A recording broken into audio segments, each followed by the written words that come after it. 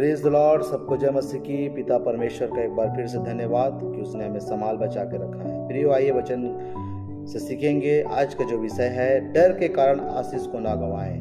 निर्गमन 1:10 में लिखा है, इसलिए आओ हम उनके साथ बुद्धिमानी से बर्ताव करें, कहीं ऐसा ना हो कि जब वे बहुत बढ़ जाए और यदि संग्राम का समय आ पड़े तो हमारे बैरियों से मिलकर हमसे लड़े और इस देश से निकल जाए। मेरे प्रियो, आप जानते हैं परमेश्वर आपको एक आम इंसान से एक खास इंसान बनाने के लिए चुना है, लेकिन आपको खास बनने के लिए बहुत सारे पड़ावों को, बहुत सारे परीक्षाओं को, बहुत सारे सताव को पार करके आपको विजय, बहुत सारे पड़ाव, बहुत सारे परीक्षाओं को पार करके विजय होना पड़ता है।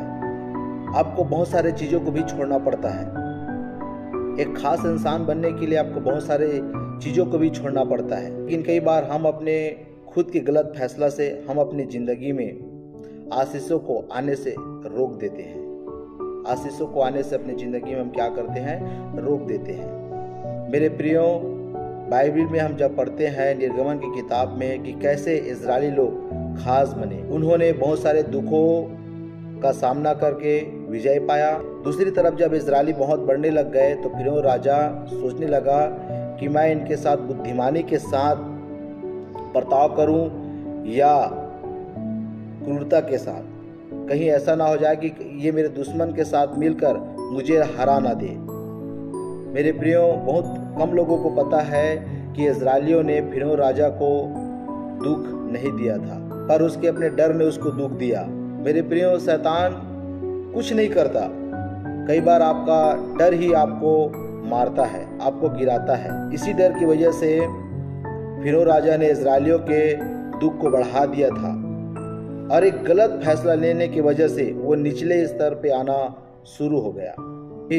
मेरे प्रियो, आपके जीवन में भी आज कहीं ना कहीं रीति से आपके जीवन में भी यही डर बना हुआ है। परमेश्वर के कारण मेरे रिश्तेदार कहीं नाराज ना हो जाए, मेरे अन्य जाति दोस्त, मेरे अविश्वासी दोस्त की अगर शादी में अगर मैं नहीं जाऊं तो कहीं नाराज ना हो जाए।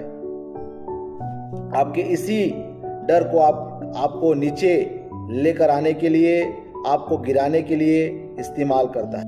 कई बार शैतान आपको जिस पाप के लिए आपने तौबा कर लिया है, जिस पाप के लिए आपने परमेश्वर के सामने माफ़ी मांग ली है, उसके बारे में आपको शर्मिंदगी महसूस करा के आपके मन में डर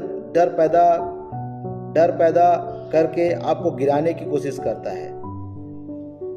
मेरे प्रियो, याद रखे जो कदम आप डर के साथ उठाएंगे तो आप खुलकर सेवा नहीं कर पाएंगे, खुलकर प्रचार नहीं कर पाएंगे, खुलकर विश्वासी जीवन जी नहीं पाएंगे, परमेश्वर की महिमा नहीं कर पाएंगे।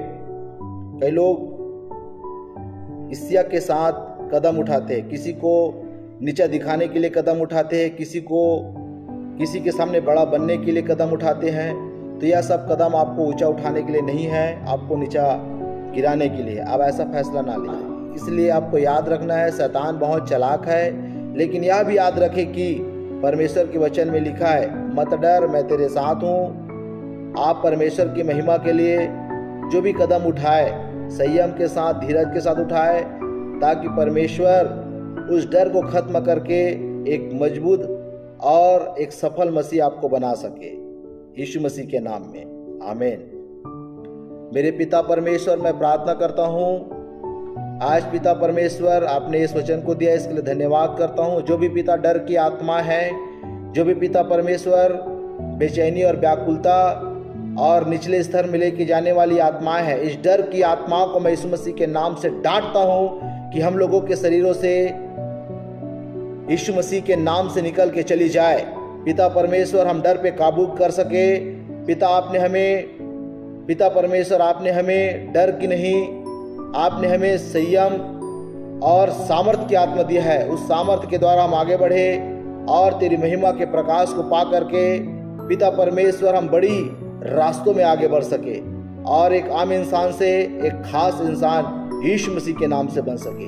पिता, मैं धन्यवाद करता हूँ, प्रार्थना सुना, प्रभु यीशु मसीह के नाम में दुआ को मांगता हूँ, आमीन।